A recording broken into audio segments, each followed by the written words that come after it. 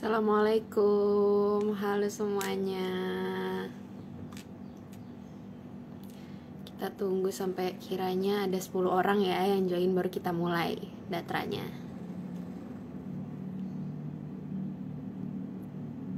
Halo Hana, halo Selin, halo Kamel, halo Meli.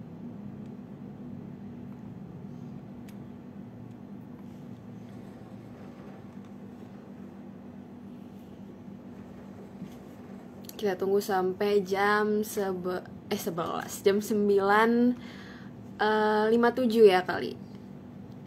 Halo Aisyah. Halo semuanya.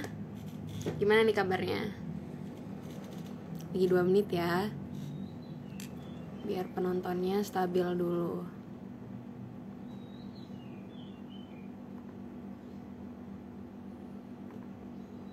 Assalamualaikum, halo.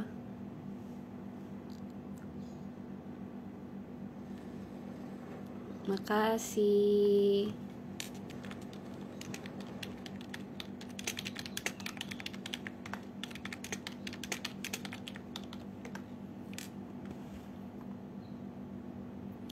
Oke, karena udah belum deng. Tunggu lagi bentar ya. Halo Meli.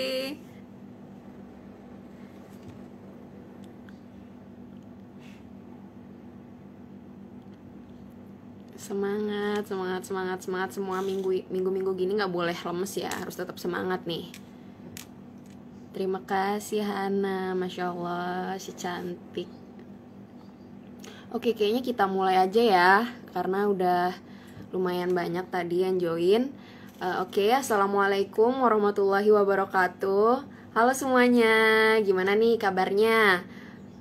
Teman-teman yang di rumah, yang nonton dari rumah nih, gimana kabarnya? Sekolahnya gimana? Lancar apa enggak nih teman-teman SMA Albana maupun teman-teman yang sekolahnya bukan di SMA Albana? Kalau mungkin yang di SMA Albana kalian lagi pada sibuk ya, karena Senin besok kebetulan kita ada PAS nih.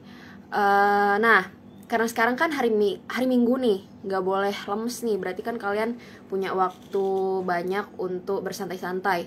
Nah, ada baiknya kesempatan yang emas ini kalian manfaatin untuk mengistirahatkan otak kalian dan badan kalian dengan bincang-bincang santai di Bedah Sastra edisi ke-13, yaitu edisi terakhir di periode 2021 ini. Jadi sadly aku mengucapkan kalau ini bakal jadi edisi Bedah Sastra yang terakhir. Setelah ini kita bakal ada hiatus lumayan panjang sampai Januari, dan kita akan mulai lagi di bulan Februari. Nah, semoga teman-teman yang di rumah nih, yang baru join ataupun yang udah dari tadi join, sehat selalu, dan dimanapun teman-teman berada, jangan lupa untuk ikuti protokol kesehatan, dan semoga rahmat Allah selalu bersama kalian. Nah, sebelum mulai kayaknya enaknya kenalan dulu ya, karena ada pepatah yang mengatakan karena tak kenal tak sayang, kalau udah sayang jadian, nggak gitu. Oke, perkenalkan buat teman-teman yang belum kenal sama aku, nama aku itu Diah Ainur Kemala Putri, biasa dipanggil Kemala.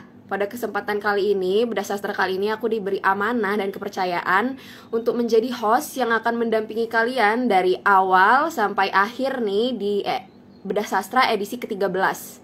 Salam kenal ya semuanya yang belum kenal. Oke, dari tadi ini kita nyebut-nyebut bedah sastra terus. Sebenarnya bedah sastra itu apa sih? Padahal udah edisi 13 nih, tapi kita bakal tetap jelasin ke teman-teman yang baru mungkin ikut join nonton bedah sastra. Kalau apa sih sebenarnya bedah sastra itu, tujuannya apa?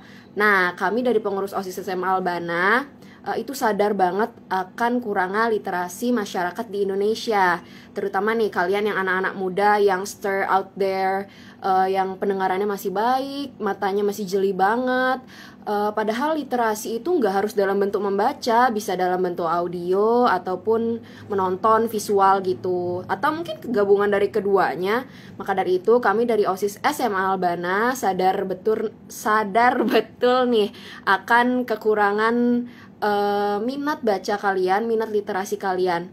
Dengan inspirasi yang besar, kami baik dari sudut pandang anak muda maupun masyarakat luas akhirnya berniatan untuk mengadakan yang namanya bedah sastra. Nah, di bedah sastra ini nanti bakal ada apa aja sih? Nah, bedah sastra ini merupakan salah satu alternatif bagi teman-teman yang tipenya itu lazy reader, yang males baca. Jadi di sini kita bakal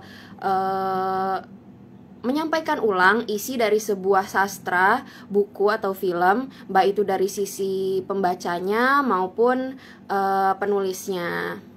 Nah, nanti di sini narasumbernya nih bakal diambil dari berbeda-beda, bisa dari murid SMA Albana, bisa dari anggota OSIS atau anggota organisasi. Pokoknya semua mempunyai kemungkinan untuk menjadi narasumber bedah sastra ini. Nah, kenapa sih namanya bedah sastra? Kenapa nggak namanya bedah buku? Tadi katanya bedah buku, mau ngebedah buku. Kenapa kita pakai nama bedah sastra? Karena kita pengen mencakup cakupan yang lebih luas lagi. Jadi yang kita bedah itu bukan buku doang, kita bisa bedah drama, puisi, prosa, film dan lain-lain. Kan sastra dibagi jadi 3 tuh ya, ada puisi, prosa, dan drama. Jadi buat teman-teman yang merasa suka nonton drama, suka baca puisi, suka baca novel, boleh banget nih di IG kita buat mungkin bisa jadi next narasumber di bedah sastra periode tahun depan, karena habis ini kita bakal ada hiatus nih sampai Februari. Nah, tadi dijelasin udah bedah sastra. Sekarang kayak kita langsung aja nih ya, kita undang narasumber spesial kita di edisi terakhir kali ini. Siapa ya kira-kira? Mungkin teman-teman yang udah lihat posternya bakal tahu nih siapa sih narasumber kita pada kali ini. Itu ya kakaknya. Halo semuanya, Assalamualaikum. Nah, ini dia narasumber kita pada hari ini. Bentar. Oke, bentar. Aduh, Kak Irfannya masih sibuk nih. Oke. Nah, gimana Kak Irfan? Teman-teman. Gimana halo Kak Irfan? Gimana kabarnya Kak Irfan? Halo, alhamdulillah Mbak Kumala. Alhamdulillah baik ya. Gimana nih sekolahnya Kak Irfan? Gimana? Oh, aku pribadi kabarnya baik lah, walaupun sibuk akhir-akhir ini ya, namanya juga kelas 12, pasti disibukkan dengan sekolah, terus belum lagi organisasi dan lain-lain. Gimana nih Kak Irfan, sekolahnya lancar apa enggak nih? Sekolah, apa ya, tugas lancar lah. Tugas lancar lah, alhamdulillah insyaallah. Tugas lancar ya, nggak ada yang missing nih ya. Semua disubmit semua nih.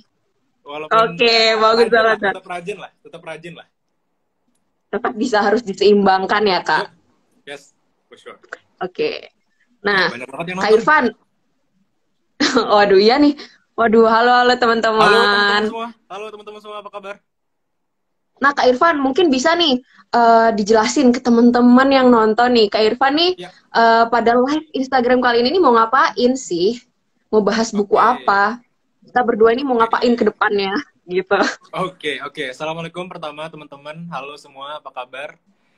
Jadi live ini ya, kita bakal ngebahas buku nih. Buku yang penting menurutku buat kalian tahu gitu ya.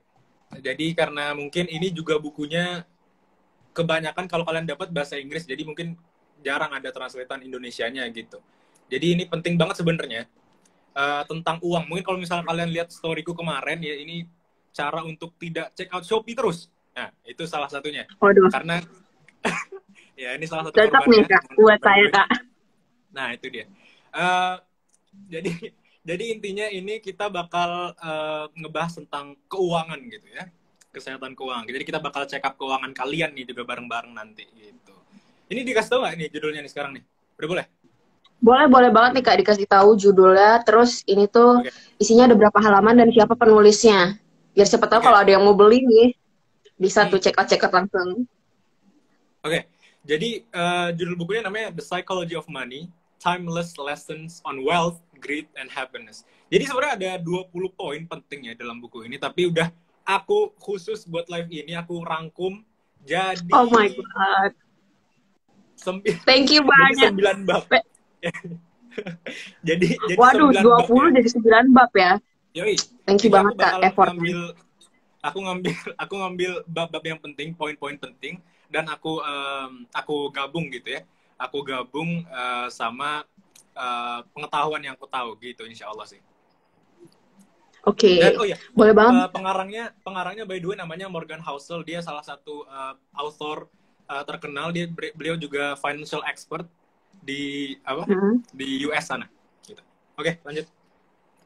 Oke, tadi teman-teman udah tahu kan kalau hari ini kita bakal bahas buku The Psychology of Money. Jadi kita bakal bahas tentang duit, teman-teman. Jadi Yap. boleh nih langsung Kak, buku ini tuh sebenarnya bahas tentang apa sih? Apakah tentang duit doang atau Hmm. tentang apa lagi? Boleh Kak dijelasin tuh.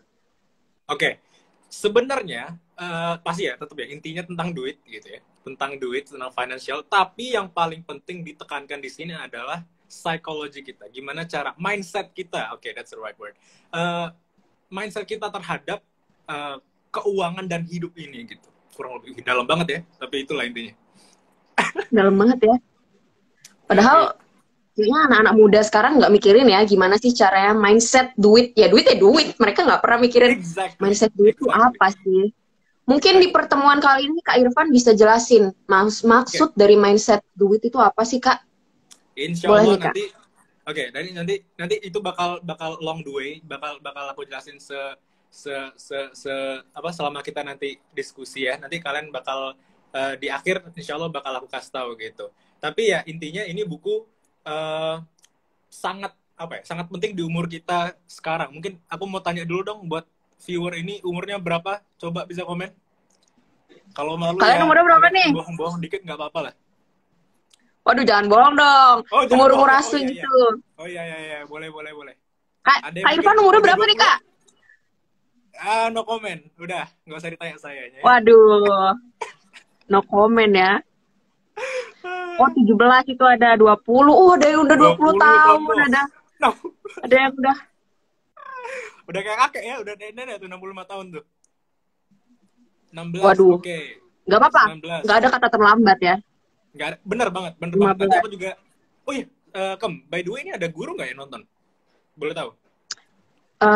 Bisa, Nggak ada ya? bisa jadi bisa ada, tapi aku nggak bisa ngecekin satu-satu. Jadi Oke. possibly bisa banget ada guru yang nonton. Soalnya bener katanya Kemala tadi, nggak ada kata terlambat. Soalnya mungkin ini bakal juga nyambung sama umur gitu ya. Maksudnya tidak ada kata terlambat. Walaupun kalau misalnya ada guru, misalnya ada pak guru saya yang nonton atau ibu guru, ini bisa juga advice buat ibu bapak, bapak ibu semua. Seperti itu. Waduh, Udah nih, apa mulai aja gimana nih? boleh nih, boleh langsung mulai Kak. Kalau yang dari aku rangkum tadi, kebanyakan dari kita Ya, nih range umurnya dari 15 sampai 17 tahun nih. Cocok banget ya. sasarannya anak SMA lah, anak SMA yang baru-baru SMA sama yang mau masuk kuliah. Oke, oke, oke. Kita mulai aja ya. Ini juga udah banyak yang nonton 50. Wih, keren nih. Eh, Keren, keren. Bagus guys, sekarang bermanfaat banget bahasannya. Oke, pas banget ya. Alhamdulillah targetnya nyampe lah. Oke, jadi kita mulai aja. Ini aku udah rangkum buat kalian, oke? Kita bahas dari bab pertama dulu. Semangat, Kak. Wih, thank you, thank you. Bab pertama. Jadi bab pertama ini yang aku rangkum, poin yang aku dapat adalah si Morgan ini, Pak Morgan ya. Kita manggil Pak Morgan yang nulis buku ini. Pak Morgan itu ngasih kita survei di USA sana, karena beliau tinggalnya di USA ya. Dia ngasih survei 10 tahun terakhir. 10 tahun terakhir tentang ekonomi pelaku pasar aktif di ekonomi USA gitu. Nah, terus dia nanya gini, di umur berapa kalian mulai berpikir tentang keuangan kalian? Oke, aku tanya dulu deh, Kak Kemala kapan mulai sadar nih? Mulai sadar dengan keuangan kakak? Ayo, coba jawab dong. Keuangan dari segi mana nih dulu? Kalau aku sih emang tipe anak yang suka nabung ya Kak. Jadi dari dulu, Oke, dari kecil itu dibiasain kalau mau apa-apa harus nabung dulu. oke, Dari oke, dia nice, lah. nice. Oke, gimana kalau teman-teman yang lain gimana? Coba komen dong. Ingat nggak umur Gimana berapa nih? mulai? Atau jangan-jangan belum nih? Atau baru-baru mulai ikut live ini, baru mulai sadar? Atau gimana? Coba komen dong. Atau mungkin mereka tipe-tipe yang nggak bisa ngeliat duit gitu Kak. Jadi kalau duit maunya bawanya tuh di check out aja. Check out selfie, check out selfie. Shopee ya. Iya, apalagi pandemi ini. Oke, Iya langsung bener aja deh. banget. Maksudnya gini. eh Kenapa dia nanya gitu? Ya, baru mulai sadar tuh pas lulus SMK. Oke. Oke, baru mulai sadar. Oke. It's okay, it's okay. Nah, terus. Kalian kan udah sadar nih, misalnya udah sadar ya. Insya Allah udah sadar semua nih sekarang. Ditanya lagi, berapa yang kamu keluarkan dalam sebulan aja deh, sebelum kamu peduli sama keuangan kalian. Mungkin kalian sering, misalnya nih, kamu dapat uang gitu ya, 1 juta gitu dari orang tua. Setiap bulan itu dihabisin semua gitu.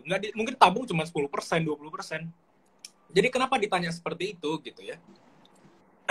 Kenapa ditanya seperti itu? Karena ini tuh merupakan fase yang penting gitu. Pengembangan diri dalam kondisi finansial kita. Kita tuh ditampar lah. Kita tuh di awal-awal tuh ditampar dulu sama ininya, sama penulisnya gitu intinya. Saya by the way juga tertampar ya. By the way pertama kali baca saya juga tertampar ini. Nah, mungkin Ya, kira-kira gitu untuk bab juga sih, Kak. itu mungkin dari bab 1 dulu gitu. Mungkin ada Kemala mau nambahin. Aku juga sempat baca reviewannya gitu, Kak. Emang apalagi aku anaknya akhir-akhir ini mungkin karena pandemi dan sekarang udah majunya teknologi, makin gampang kalau mau akses apapun itu. Apalagi udah ada e-money gitu kan. Jadi kurang bisa menahan diri gitu dengan ngebaca reviewannya tuh, jadi kayak terkejut aja gitu. Tertusuk. Oh, udah gitu. Lanjut ya bab 2 ya. Iya, boleh nih Kak, lanjut bab 2. Oke. Kita lanjut ke bab 2 nih. Ini mungkin mulai nyelekit, lebih nyelekit lagi dari bab 1 ya. Jadi bab 2 ini Morgan mengatakan rata-rata orang baru sadar akan kondisi finansialnya itu di umur 23 tahun sampai 27 tahun. Kenapa tuh kok bisa gitu? Ya biasanya umur 18 tahun sampai 21 atau bahkan 22 itu kita masih kuliah ya. Masih kuliah kan? Nah, nanti mulai umur 22 atau 23 itu mulai kita mulai coba kerja pertama kali, mulai magang di sana sini, cari pengalaman ya kan? Nah mulai tuh mereka nanti dapat gaji pertamanya mereka. Setelah beberapa lama mungkin baru mereka sadar, oh ini nih, baru mereka ngerti itu karena kan hidup pakai uang sendiri kan, udah dapat gaji gitu kan.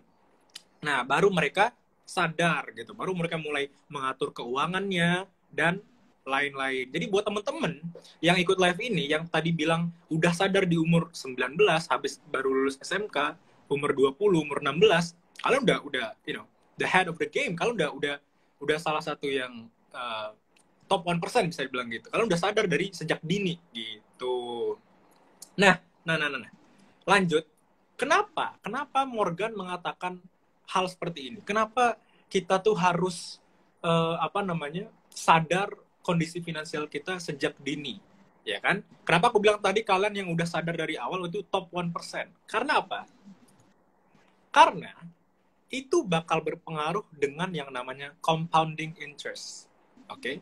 Bahkan Einstein itu mengatakan, Einstein ya, kalian tahu Einstein semua kan pasti. Einstein bilang compounding interest itu adalah keajaiban dunia yang ke-8.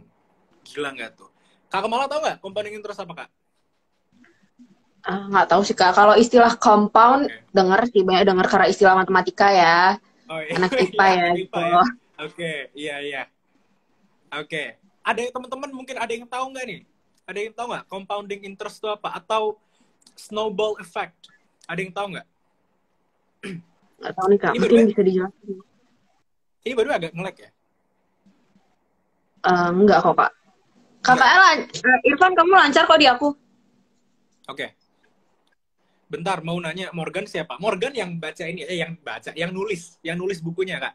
Itu Pak Morgan ya. Iya, Pak Morgan ini yang nulis bukunya, guys. Yang nulis bukunya gitu, guys. Nggak tahu. Yang menampar kita semua dengan kata-katanya. Compounding interest, nggak tahu. Oke, aku jelasin ya.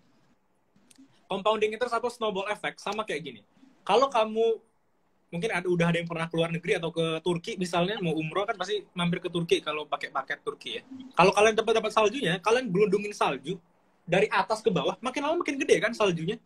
Makin lama makin gede itu. Jadi makin gede saljunya kalau kalian gelundungin gitu. Sama kayak gitu. Jadi compounding interest sebenarnya konsep bunga berbunga, tapi bukan bunga yang kayak bunga di bank gitu ya. Beda, itu beda lagi, itu bahasanya beda. Bunga berbunga ini maksudnya kenaikan persentase. Gitu deh. Oke ya. Hmm. Nah, Terus apa itu nih, Kak? hmm? Bedanya bunga bank sama bunga berbunga di compounding interest? Apa berbunga-bunga kah? Gimana? Aduh, bisa aja Mbak ngalahin ya. Iya, nggak. Kalau kalau kalau bunga di bank itu adalah eh, biasanya denda gitu, bisa diulang lebih. Denda ketika kita kalau misal kamu nyicil motor segala macam, telat berapa bulan dapat bunga, atau misalnya cicilan 0% bunga sekian, artinya tambahan gitu. Sama sebenarnya tapi konsepnya berbeda. Mungkin gitu. Ya. Oke. Oke. Ada lagi tambahan untuk bab 2? Ada yang mau tanya? Udah deh kayaknya, Kak. Udah ngerti compounding interest, pokoknya ada hubungannya sama snowball effect gitu. Yes, yes. Intinya makin lama makin gede. Udah, itu deh intinya deh. Oke. Kayak manusia ya, Kak. Makin lama makin gede. Bener. Makin berkembang. Bisa tuh, bisa. Oke. Nah, kita nih bakal lanjut ke bab 3 ya. Ini kenapa aku agak ngebut, karena emang sengaja ya, karena bakal nanti mungkin agak lama di Q&A-nya, karena itu yang penting sebenarnya. Oke. Ini, Oke, kita langsung boleh, ke bab 3 aja. Bab 3 aja. Ini kita bakal membahas tentang compounding interest lebih dalam. Contoh, kamu ini dapat, misalnya mungkin udah ada yang kuliah ya, misalnya kalian asal Jogja, terus tinggal di Bandung, atau tinggal di Surabaya, atau di Jakarta, ya. Kuliah, jajan dapat dikasih orang tua 5 bulan. Katanya 1,5 juta, kata orang tua kamu ya.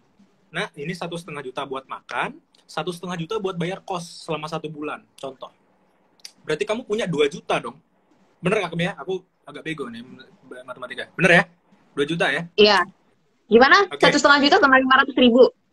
Enggak, 1,5 juta buat makan, 1,5 juta buat rumah. Berarti kan 3 juta kan? Sisanya 2 juta ya? Iya, 3 juta. 3 juta. Oke. Ya, untuk 2 juta ini kalian tabung. Misalnya nih, kalian tabung 2 juta selama 25 tahun. Berarti kalau misalnya umurnya 18, itu 25 tahun lagi berapa tuh, Kang? 42 ya? Berapa? 40... Kalau aku sih 18 tahun depan ya. Kalau nabung dari Oh, iya. sekarang sampai 18 cuman 2 juta dong. Ya gitulah, Kak. Maaf ya, matematikanya kurang nih. Nah, gitu. 3 juta dong. Bukan. Maksudnya 1,5 juta itu buat apa? Kan kamu 43. Oke, 43 deh. Anggap 43, 25 tahun gitu ya. Kamu nabung 2 juta per bulan selama 25 tahun. Kalau kamu nabung di bank, atau kamu taruh uangnya di bank doang, ya kamu tabung di mana kek, gitu ya. Kamu taruh di bank, itu kurang lebih sekitar 790 juta. Atau 800 juta deh, kita bulutin 800 juta ya. Kita bulutin 800 juta gitu. Nah, itu kalau kamu tabung di bank. Tapi kalau kamu pakai konsep compounding interest, oke ya, dengan return rate biasanya per tahun sekitar 10-15%. 15% deh anggap.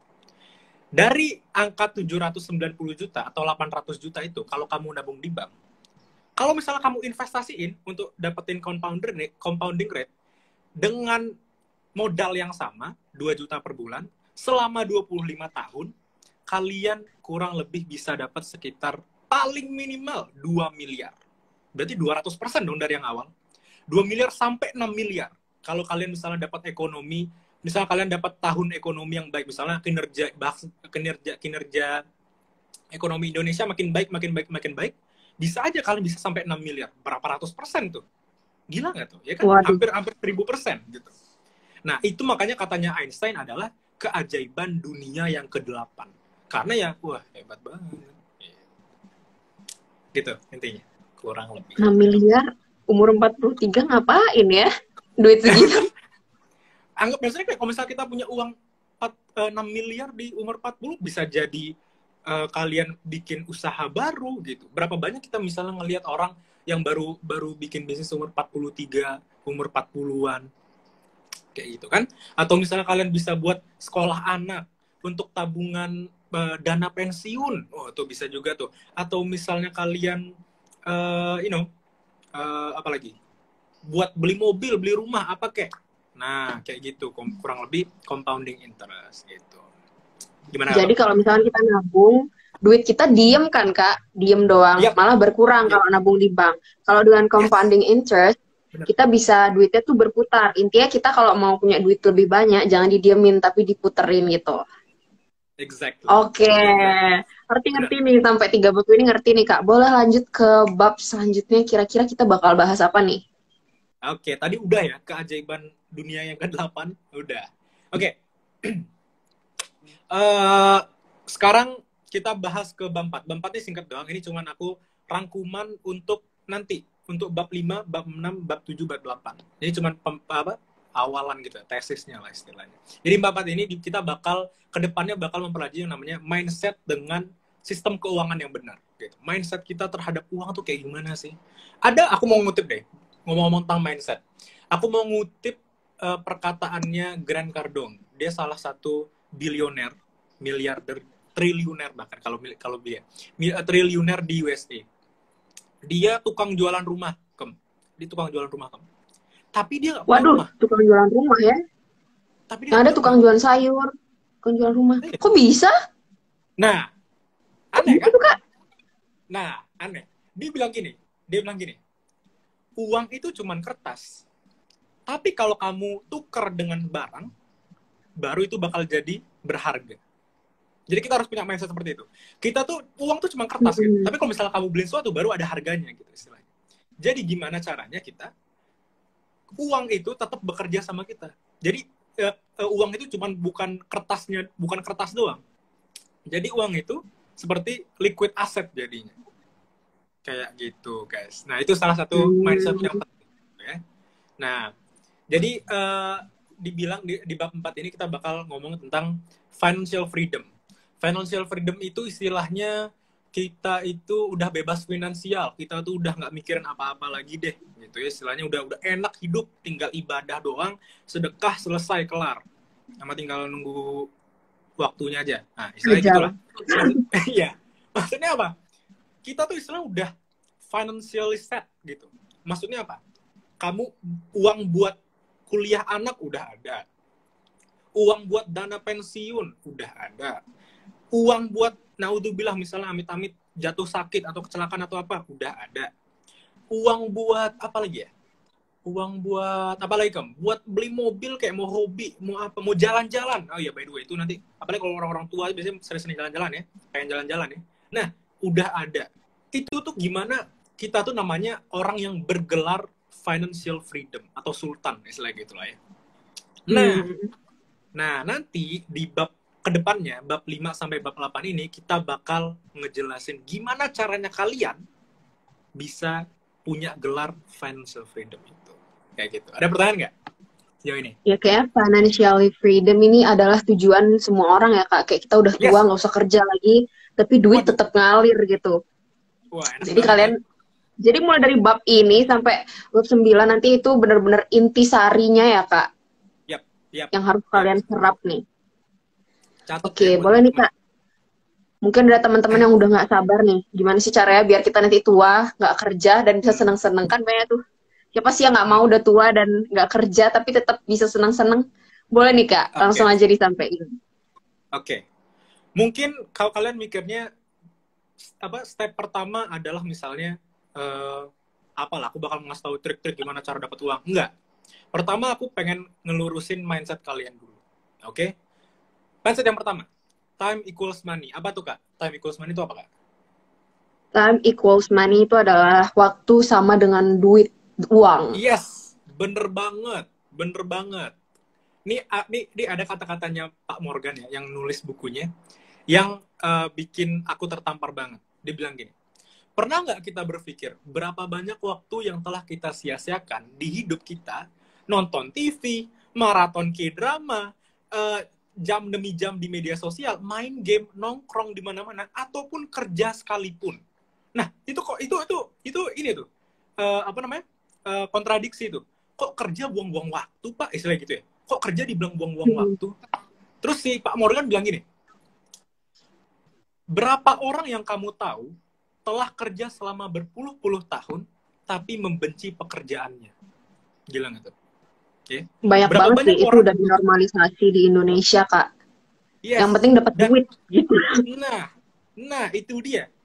Gimana gimana misalnya kita tuh kerja misalnya jadi karyawan suatu perusahaan kayak mau jadi apa kayak gitu selama bertahun-tahun, walaupun kita sudah expert gitu ya, kita udah expert tapi tetap kita tuh nggak suka gitu, itu katanya buang-buang waktu.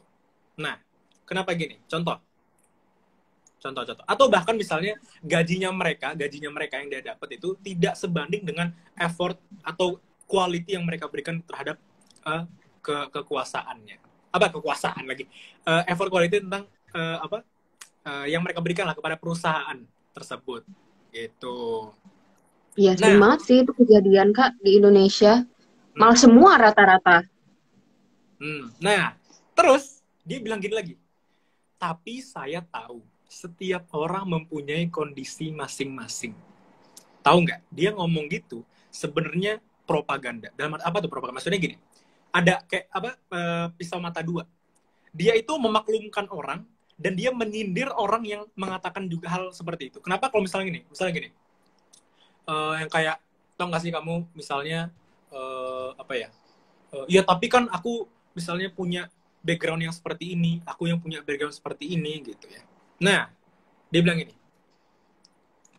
jika kamu mengatakan hal semacam seperti itu terhadap statement saya yang pertama tadi, dia bilang gini, maka saya tahu kenapa Anda sekarang masih di tempat yang sama. Gitu. Dia bilang, ini nyambung sama mindset, kalau orang bilang mindset kaya sama mindset miskin gitu ya. Maksudnya kenapa? Dia bilang gini, sebenarnya bukan tidak ada mindset kaya, yang ada itu common sense. Common sense artinya ya seharusnya seperti itu gitu ya. Gimana maksudnya common sense? Kalau kita dikritik, kalau kita disindir kekurangan kita atau disorot kekurangan kita, yang kita lakukan adalah kita mendengarkan, kita mengevaluasi, dan kita berinovasi. Kalau mindset miskin, kita udah kalau misalnya kita dikritik, kita disorot kekurangannya, kita disindir, kita bakal mempertahankan ego kita. Oh enggak, aku gini kok ini, tapi aku kayak gini, tapi aku nggak ada waktu untuk kerja, aku nggak ada waktu untuk, aku sibuk dengan hal yang lain. Dia tetap cari alasan gitu, misalnya mencari validasi dan mengeluh dengan kondisinya dia gitu. I mean it's okay gitu, it's okay buat punya perasaan kayak gitu, tapi jangan sampai kita menolak kebenaran gitu, ngerti nggak? Itu yang dibilang perbedaan mindset kaya sama miskin gitu. Nah jangan sampai kita punya pemikiran seperti itu. Kalau kita salah, akuin salah. Mungkin emang agak susah pertamanya ya. Saya bahkan juga dulu seperti itu gitu ya. Misalnya kalau salah ya, oh enggak, pengen mau bener tok gitu ya, mau bener tok. Tapi lama-lama ya apa gunanya kalau nggak gitu nggak bisa berkembang saya. Kalau salah ya udah, iya salah gitu. Ya udah, berarti saya harus ini dong, evaluasi diri dan berkembang gitu. Kayak gitu orang lebih. Itu ya sih, itu bab 5 tuh, mindset tuh. Kita tentang belajar mindset dulu. Gimana malah? Kebanyakan emang anak muda kan seringnya nyalahin kondisi gitu. Kayak mereka nggak mau terima kalau mereka salah gitu. Dan mereka tetap mempertahankan kesalahannya Wajar. mereka itu. Iya benar sih, wajar sih. Tapi mungkin dengan setelah ini nih, kita jadi tahu bedanya. Gimana sih caranya memang mungkin orang-orang sukses tuh orang-orang yang mau dikritik dan orang-orang yang mau berubah gitu. Jadi mereka itu kayak di tangga sukses mereka itu kesalahan-kesalahan mereka itu kayak exactly. Karena apa? Mereka belajar dari kesalahan-kesalahan mereka. Mereka nggak kekeh sama satu usahanya mereka yang gagal gitu. Jadi intinya kalian harus introspeksi diri lebih banyak. Gitu guys. Itu sih. Jadi dari awal tuh harus ditanamin ya Kak. Mindsetnya kalau dikritik orang, diterima, jangan malah mencari pembenaran, mencari validasi. Anak muda sekarang kan sering banget tuh nggak bisa diterima di satu sisi, malah mencari validasi di sisi lain kayak gitu. Wajar lah. Oke. Wajar lah kayak gitu ya. Namanya masih muda, egonya masih tinggi ya kan. Yang penting kita mau belajar gitu. Yang penting kita mungkin 5 tahun lagi udah umur yang matang, kita udah siap gitu kondisi mental kita. Gimana cara kita ngehandle masalah, cara ngehandle kritik, cara ngehandle hate, itu kita udah tahu. Kayak gitu. Jadi kita pelan-pelan aja nggak apa-apa. Oke, paham ya? Lanjut nih. Oke, paham Kak. Boleh nih lanjut ke bab 6 Kak. Bab 6 tentang money management. Ini yang paling aku suka sebenarnya. Money management gitu ya. Ini nyinggung tentang pekerjaan tadi nih. Kita nyinggung tentang pekerjaan tadi. Dibilang gini sama Morgan. Berapa banyak orang yang kerja berbelas-belas tahun dan bahkan sudah expert, udah jago nih di bidangnya. Misalnya kamu kamu main sepak bola, udah bertahun-tahun udah jago deh. Atau misalnya kamu misalnya kamu di IT, kamu udah berbelas tahun, udah bisa bikin website, udah bisa bikin punya CV yang Waduh, udah amin. hebat deh intinya, gitu ya. Tapi Amin, amin. uangnya tetap nggak ada. Gimana tuh? Tapi uangnya tetap nggak ada, Waduh. gitu. Gimana tuh Parah maksudnya, dong. Kak? Parah dong ya, berarti ya. Nah, ditanya gini, terus kenapa mereka miskin? Apakah gaji mereka kurang? Apakah mereka terlalu banyak, istilahnya misalnya mereka kena banyak musibah, jadi harus banyak keluar uang atau gimana gitu? Jawabannya enggak. Jawabannya cuma satu. Jawabannya adalah mereka tidak punya yang namanya money management. Kayak gitu sebenarnya. Money management gitu ya. Jadi sebenarnya money management adalah antisipasi kita terhadap masa yang akan datang. Kita antisipasi nih ke depan. Wah, misalnya kayaknya aku nikah deh. Nikah kayaknya perlu uang deh. Kayaknya aku nikah umur berapa ya? Umur 25 kayaknya bakal aku nikah deh. Ya udah mulai dari sekarang kalian nabung buat nikah. Biar kalian nggak nanti nyari-nyari, biar kasar ringan semuanya gitu. Atau misalnya kalian mau misalnya nih, aku nanti pengen misalnya punya rencana punya anak ada 2 gitu. Misalnya punya rencana anak punya 2. Berapa ya kira-kira total untuk biaya sekolahnya mereka, biaya kuliah misalnya gitu. Ya kita siapin dari sekarang, kan lebih mudah dong.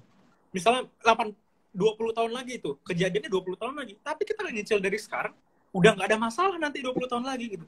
Udah nggak ada beban, enak hidup kalau kayak gitu. Kayak gitu ya. Sama seperti konsep kalau kamu ngerjain tugas SKS sama 1 minggu yang lalu. Iya kan? Lebih enak dong, Iya, lebih benar. tenang dong. Iya, Mm-mm. paham ya?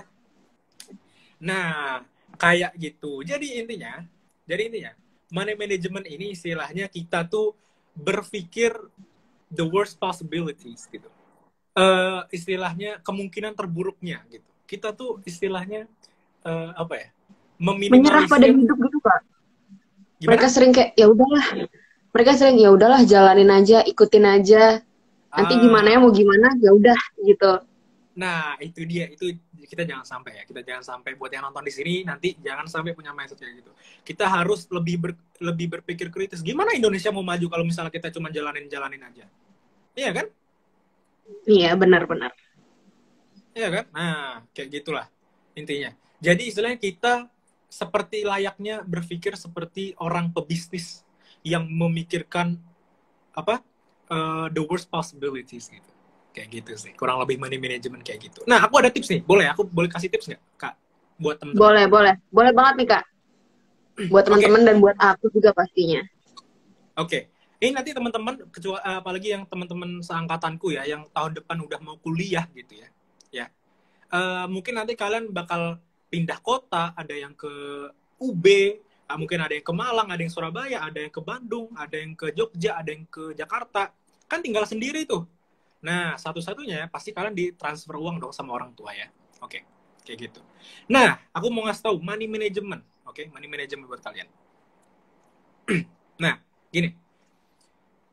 Anggap kalian punya uang 1 juta. Yang kalian bisa pakai apa aja gitu. 1 juta. Oke? Anggap ya, ini 1 juta ya. Anggap 100 ribu ya. Setiap jariku ini 100 ribu gitu. Oke? 500 ribunya kita ambil dulu. Udah, nggak usah diheroin. 500 ribu ini taruh dulu. Oke? Nah, kita cuma punya 500 ribu nih. Oke?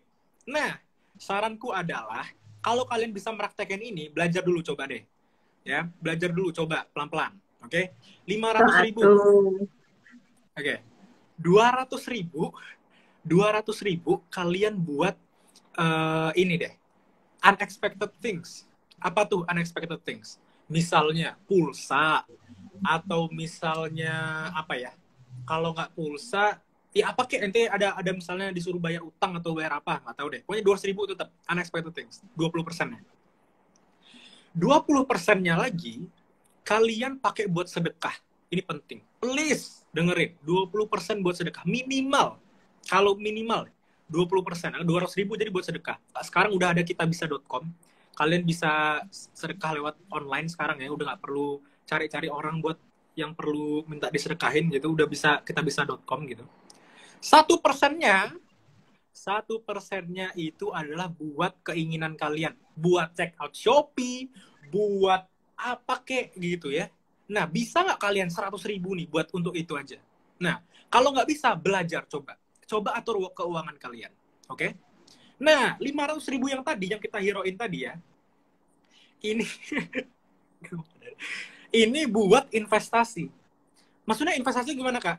Bisa jadi investasi itu banyak banget ya. Bisa leher ke atas. Maksud leher ke atas apa? Bisa buat ilmu kalian. Misalnya kalian 100.000 buat beli buku, 100.000 lagi beli, misalnya kalian mau daftar webinar, kalian beli apa kayak gitu ya, bisa nambahin ilmu kalian. Karena investasi yang terbaik adalah investasi dari leher ke atas.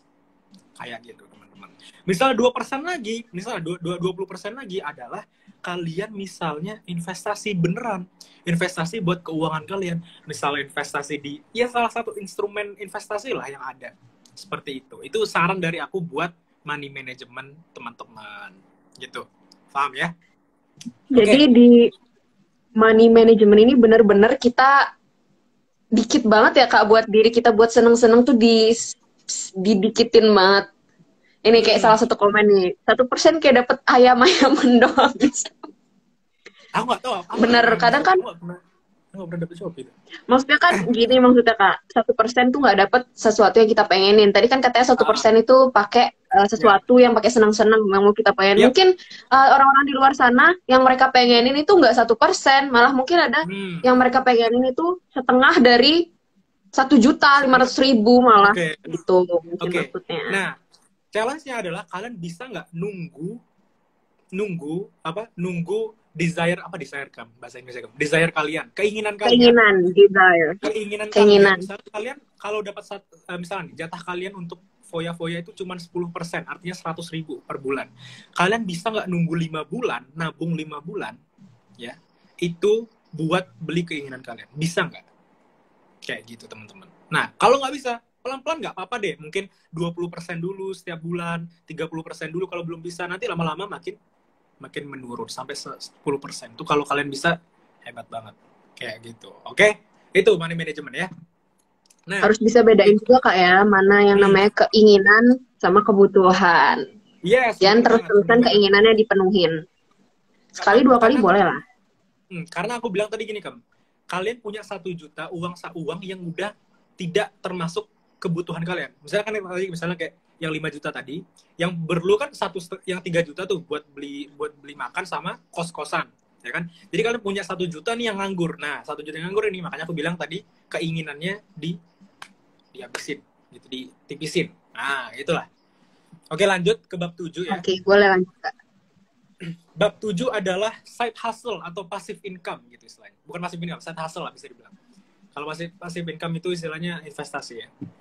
Side hustle kayak gimana sih? Side hustle istilahnya kerjaan sampingan deh.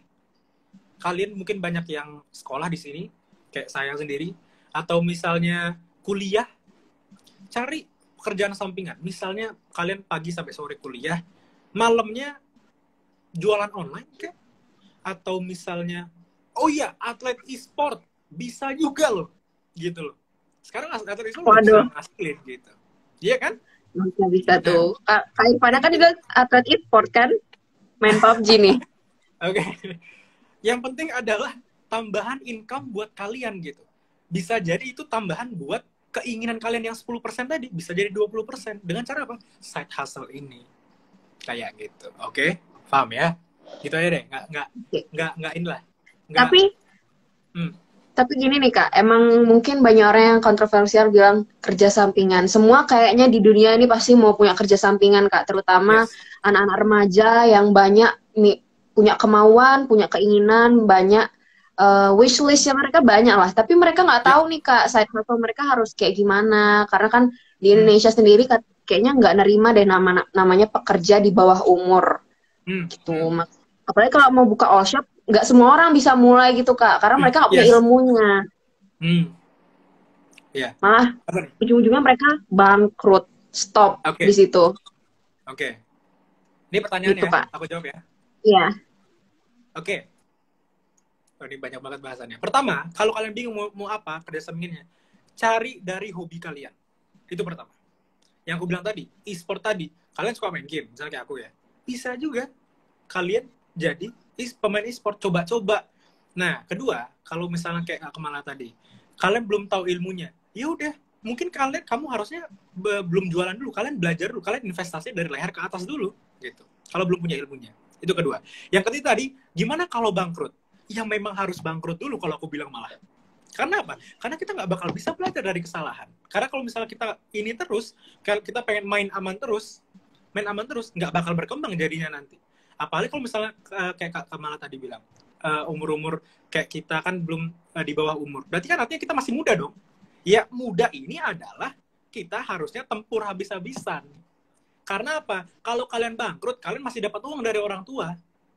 Ntar kalau kalian baru nyoba pas nikah gimana? Kalau kalian bangkrut, ya anak makan apa? Istri makan apa? Ayo, coba gimana dong? Iya Kan? benar sih Kak.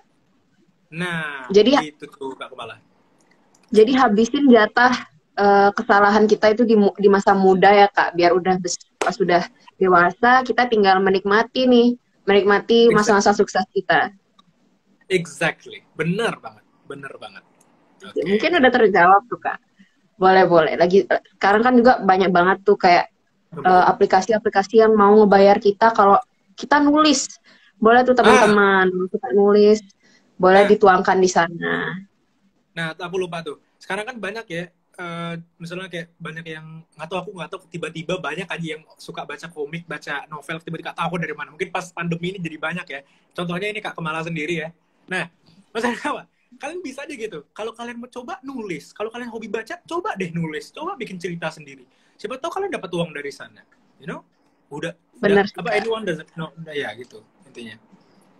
Tapi kayaknya lingkungan juga harus mendukung kalau mau kayak gitu Kak. Harus ada teman yang suportif, yang mau bantu usaha kecil-kecilan kita. Yes, bener. Itu juga salah satu faktor gitu. Ya. Oke. Boleh nih Kak lanjut. Tadi ke-7, sekarang ke-8 nih. Udah mau ke terakhir nih. Bab ke-8 adalah yang paling, kalau kata orang-orang itu, yang paling gambling, yang paling judi. Nah, maksudnya gimana tuh? Yaitu adalah bisnis. Kenapa dibilang gambling? Kenapa dibilang judi? Karena bisa jadi kalau kamu bikin bisnis, bisa jadi very successful, bisa jadi kalian broke. Iya nggak? Iya nggak kamu? Bener. Karena emang gitu sistemnya. Karena persaingannya ketat. Banyak banget faktornya deh, nggak bisa di ini. Aku jelasin dulu. Bisnis itu apa? Bisnis sebenarnya bisa banyak gimana bilangnya? Diartikan gitu ya. Salah satunya adalah gimana kita bikin suatu sistem environment gitu ya, ekosistem yang dimana bertujuan untuk satu tujuan. Mau itu sendiri, kalian bikinnya sendiri, atau berkelompok. Yang penting kalian punya satu tujuan. Kalian bikin sistem akan hal itu. Kayak gitu bisa dibilang kurang lebih bisnis ya. Salah satunya, ada banyak sebenarnya. Nah, aku mau kasih kalian saran yang dikatakan oleh Pak Morgan itu. Pak Morgan bilang gini, kalau kamu bikin bisnis dari nol, bener-bener dari nol, ya, kalian harus punya ekspektasi untuk, jangankan sukses deh, bisa bagus aja, itu 21 tahun ke depan. Jadi intinya kalian tuh sukses itu, mikirnya kalian harus 21 ke depan baru sukses. Kok lama banget 21 tahun? Saya aja umurnya sekarang 21 tahun, masa saya mau sukses 21 tahun lagi? Misalnya gitu. Ya kan? Gila banget kan? Lama banget gitu. Tapi kenapa dibilang gini? Saya punya banyak kenalan, banyak startup. Startup itu maksudnya company yang baru muncul ya, baru terbentuk. Mereka kebanyakan gagal di 5 tahun pertama. Kenapa tuh 5 tahun pertama? Karena apa? Karena mereka itu punya namanya ekspektasi. Gitu. Bedakan ekspektasi sama goals ya. Ini kemarin ada yang nanya gini. Apa bedanya ekspektasi sama goals gitu? Bedanya goals, misalnya gini, kamu buka, misalnya Kemala ini buka ini ya, buka tempat makan gitu kamu ya. Misalnya warung, misalnya apa ya? Nasi Padang Kemala, misalnya. Nasi Padang Kemala. Goalsnya Kemala apa? Goalsnya Kemala punya 5 outlet di Bali atau beberapa outlet di seluruh Indonesia. Itu goals. Ekspektasi apa? Ekspektasi kayak gini. Aku pengen punya 5 outlet nasi Padang dalam 5 tahun ke depan. Itu namanya ekspektasi. Nah, itu yang aku bilang. Karena apa? Kalau misalnya kita di tahun kelima belum punya cabang, kita pasti bakal mental breakdown. Kita pasti bakal ngerasa gagal. Itu bakal hancur banget. Nah, Bener itu dia banget. kenapa kita harus punya ekspektasi yang, kalau katanya Gary V itu salah satu motivator yang terkenal dan businessman juga. Dia bilang gini, have zero expectation of others, atau misalnya out of things gitu ya. Kalian harus punya 0 ekspektasi terhadap apapun. Biar kalian nggak kecewa, biar kalian nggak down, kayak gitu. Nah, Nggak cuma biasanya di bisnis doang deh, kayaknya nggak cuma di bisnis doang yang banyak ekspektasi. makanya, Kayak murid juga kadang kalau yes, nah, nilainya nggak sesuai ekspektasi, mereka bakal mulai nyalahin diri sendiri. yes. Nah, that's why. Nah, dan juga kenapa bisnis ini aku mau ngasih tahu lebih lanjut. Bisnis ini bisa jadi gagal karena kita terlalu idealis dengan terlalu apa ya? Terlalu ya terlalu idealis apa sih? Idealis. Idealis sama visi misi kita sendiri. Misalnya aku nggak mau bekerja sama dengan orang lain, aku pengen ngerjain semua sendiri gitu, nanti biar aku dilihat orang gitu, aku bisa hebat sendiri. Enggak gitu, nyatanya kita ya di dunia nyata kita harus kolaborasi sama orang gitu, kita minta saran, kita minta apalagi dana dari investor, itu kita nggak boleh nolak tuh, itu kesempatan kayak gitu, kurang lebih kayak gitulah intinya. Oke? Nah, kita langsung lanjut ke bab terakhir. Oke. Bab terakhir nih. Waktunya juga udah ini nih, udah hampir 1 jam. Cepet banget ya, nggak kerasa ya? Ya nggak kerasa kalau ngomongin duit, Kak. Iya, benar banget tuh. Bab 9 ini kita bakal ngebahas, bab terakhir ya, khusus nih spesial. Kita bakal ngebahas tentang judul bukunya itu sendiri. The Psychology of Money. Gitu ya. Nah, apa katanya Pak Morgan? Dibilang, kita harus paham, kalau misalnya kita mau sukses dalam sesuatu, ya, misalnya kita mau sukses dalam kehidupan, kita pasti harus dong paham dengan hal-hal yang di dalamnya. Kebetulan, salah satu hal yang paling penting adalah uang. Gitu. Enggak, yang penting happy. Mau miskin, yang penting happy, nggak apa-apa. Ya, contoh gini. Berarti kalau misalnya kaya atau stres gitu, kalian nggak bisa happy. Bener, bisa aja gitu. Tapi at least kalian bisa meminimalisir. Misalnya kalian ke psikiatris, kalian punya uang banyak kan, kalian kaya kan, kalian ke psikiatris konsultasi kan bisa, gitu maksudnya. Kalau misalnya kalian dan kebanyakan orang bilang kaya itu biar bisa beli Ferrari, bisa beli rumah di Los Angeles, enggak gitu. Kalian bisa beli keamanan, kalian bisa beli kenyamanan, kalian bisa beli rumah yang enak untuk tempat tidur, kalian bisa beli kesehatan, kalian bisa beli misalnya asuransi gitu ya, kalian bisa nggak pusing lagi gitu terhadap kondisi kalian gitu. Kalian bisa nyembuhin orang yang sakit, kalian bisa sumbang ke anak yatim, banyak banget gitu. Nah, kayak gitu. Itu mindset yang harus kita kita tanamkan. Misalnya kayak gini. Money is not everything, but everything needs money. Dan iya benar gitu loh. Nah, oke. Dan salah satu perkataan lagi yang aku mau highlightin, dia bilang gini. Perspektif yang tepat dalam melihat uang adalah tetap menjadikannya sebagai prioritas, tapi jangan sampai kita menjadi budaknya uang, gitu istilahnya. Paham ya? Waduh. Ya? Prioritas sama budak beda ya? Maksud budak uang nih kayak rata-rata banyak nih orang yang udah kerja, mereka ya mikirinnya uang. Mungkin itu termasuk gimana tuh Kak? Budak uang apa kayak gitu? Budak uang bisa bilang gini. Dia agak luas pembahasannya, tapi gini istilahnya gini deh. Kamu itu misalnya misalnya kamu, lu pengen apa sekarang kamu? Misalnya ente pengen beli apa? HP, beli laptop, beli apa kek gitu kan. Nah, kita harus kerja mati-matian dulu sampai dapetin uang, terus kita beli laptopnya misalnya, terus uangnya habis lagi, terus kita mau beli apa, kita cari lagi uangnya gitu. Gimana caranya sampai kita tuh nggak perlu berat-berat, tapi uangnya tuh datang sendiri gitu. Nah, itu nanti konsep investasi gitu, panjang juga ya itu. Intinya gitu deh, budak itu dalam arti kita tuh benar-benar bergantung banget sama uang intinya. Nah, tujuannya aku bahas buku ini adalah gimana caranya kita punya mindset yang tidak menjadi orang-orang seperti itu. Dan ada yang nanya gini, terus gimana cara kita punya mindset yang tepat? Gimana caranya kita punya mindset yang kayak aku bilang barusan gitu? Terus Pak Morgan bilang gini, dengan singkat dia bilang gini, kalian telah membacanya. Jadi yang kita bahas dari awal sampai akhir ini, ya itu dia kuncinya gitu. Gimana? Dengan kita menerapkan mindset yang benar, mempunyai money management yang baik, dan melakukan side hustle, bahkan menjalankan bisnis kalau bisa, maka kita dapat keluar sebagai pemenang atau yang orang yang sebutannya adalah financial freedom. Ya gitu aja sih mungkin materi yang bisa aku sampaikan pada siang hari ini. Waduh, ternyata dari bab pertama sampai bab ke-9 nih kayak punya tali merah, punya hubungan antara satu sama lain. Sebelumnya nih aku izin dulu jawab Kak, ada yang nanya, mungkin some of your followers are not from Indo, ada yang nanya what is going on here. Bisa nih Kak dijelasin mungkin. So, gue pakai bahasa Inggris nih berarti. Malu deh. Gak apa Kak, it's okay. Oh no, so basically we're discussing or concluding a book, if you like to say that. So we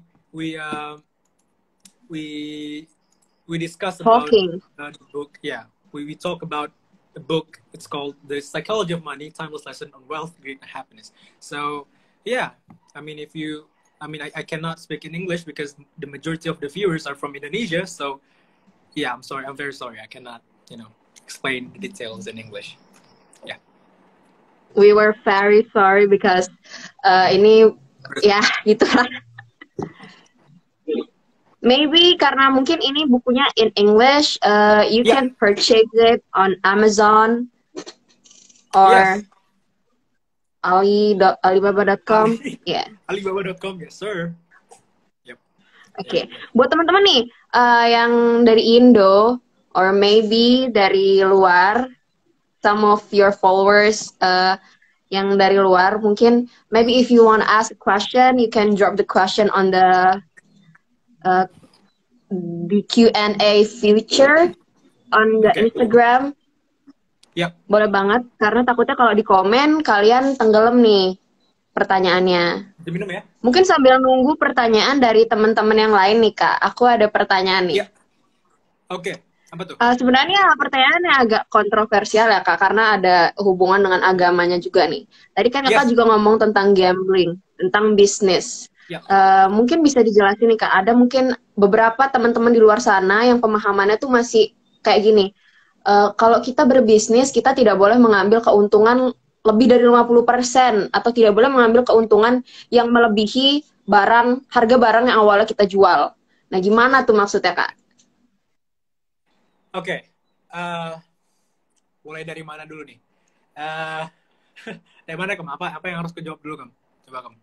Biar aku... Mungkin boleh dilurusin dulu Kak. Bener apa enggak sih pemikiran atau spekulasi mereka tentang statement itu? Oke. Gini, biar aku kasih tahu pelan-pelan. Tidak semua spekulasi itu judi. Tidak semua spekulasi itu haram. Kenapa aku bilang gini? Kalau misalnya kalian bikin bisnis, kalian udah belajar, misalnya kalian mau bikin bisnis apa ya, nasi padang ya, nasi padang kayak tadi Mbak Kemala. Kalian bikin nasi padang, terus kalian udah riset nih, gimana caranya buat nasi padang yang enak, gimana caranya, cara cari customer, cara milih tempat gitu, ya kan? Tapi apakah kalian udah matang, intinya kalian udah matang semua konsepnya. Terus kalian buka tokonya, apakah kalian jamin akan ramai? Coba, waduh, nggak tahu sih. Apakah bakal rame nggak? Nggak tahu juga kan? Oh, kalau aku kayak rame deh, enak kan Kak? Kayak gitu ya, maksudnya kan pasti nggak ada yang tahu dong itu bakal rame atau bakal bangkrut, kan nggak ada yang tahu kan? Nah, berarti itu judi dong, gambling dong berarti. Nah, kayak gitu maksudnya, kalau kalian punya mindset seperti itu. Ya gitu loh maksudku. Dan maksudnya apa? Eh, kalau misalnya kita punya keuntungan yang dari 50% harga barangnya, gini, kalau misalnya kayak gitu, berarti Utsman bin Affan radhiyallahu ta'ala anhu nggak bakal kaya dong. Kayak gitu. Maksudnya, sahabat-sahabat yang itu nggak bakal tajir dong kalau kayak gitu. Yang nggak boleh adalah kita, ini panjang banget, ini masuknya ke riba ya, kebahasan riba ya. Ada riba nasi'ah, ada, panjang banget lah, kayak gitu. Jadi, apakah boleh mengambil keuntungan? Boleh, pastinya boleh. Oke, oke. Tapi boleh dong Kak dijelasin yang riba-riba itu mungkin, tapi kan emang bisnis sama riba pasti ada hubungannya tuh Kak.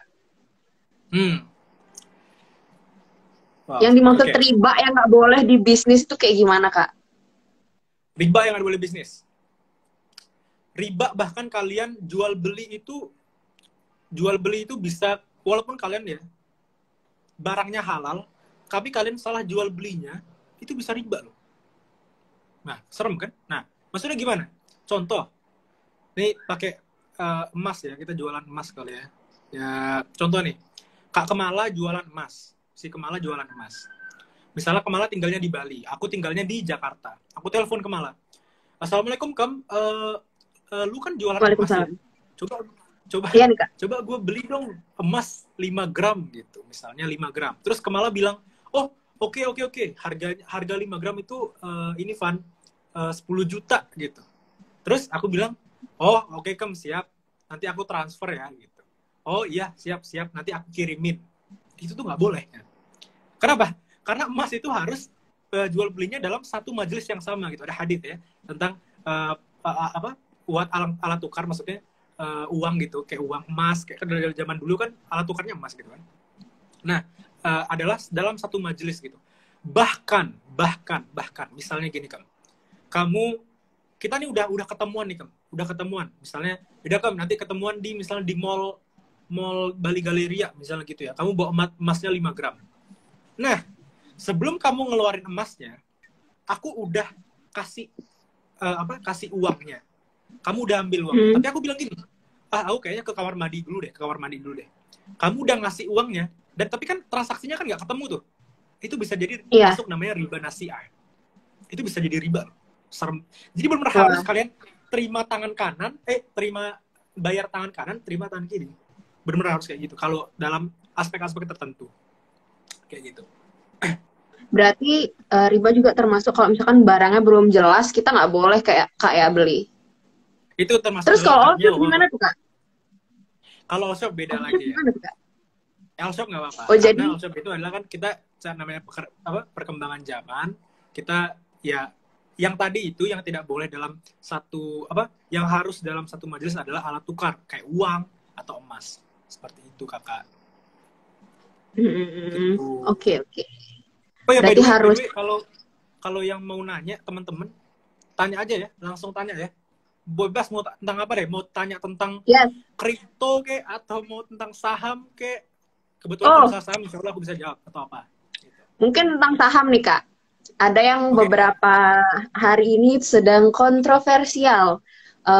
Mereka ngomongin tentang katanya ada salah satu jenis investasi yang haram gitu di dalam Islam. Nah, mungkin bisa dijelasin dulu dari Kak Irfan, jenis-jenis investasi itu ada apa aja sih? Kalau aku pribadi sih, aku dengar-dengar katanya untuk youngster kayak kita ini bisa mulai mungkin reksadana gitu Kak. Mungkin boleh nih dijelasin. Oke. Reksadana itu apa? Oke. Pertama-tama, instrumen investasi itu banyak banget. Ya, ada saham, ada tadi yang dibilang si Kemala reksadana, ada namanya, ada yang namanya ETF, ada yang namanya forex, kalau kalian mau bisa bilang itu investasi apa enggak, atau misalnya kalian mau kripto misalnya, atau misal NFT gitu, banyak banget gitu kan, banyak banget. Nah, kalau ditanya, kamu katanya Kemala tadi dengar ada investasi yang haram gitu. Malah aku bilang kebanyakan emang haram. Hanya mungkin 1-2 aja yang halal gitu istilahnya. Maksudnya apa?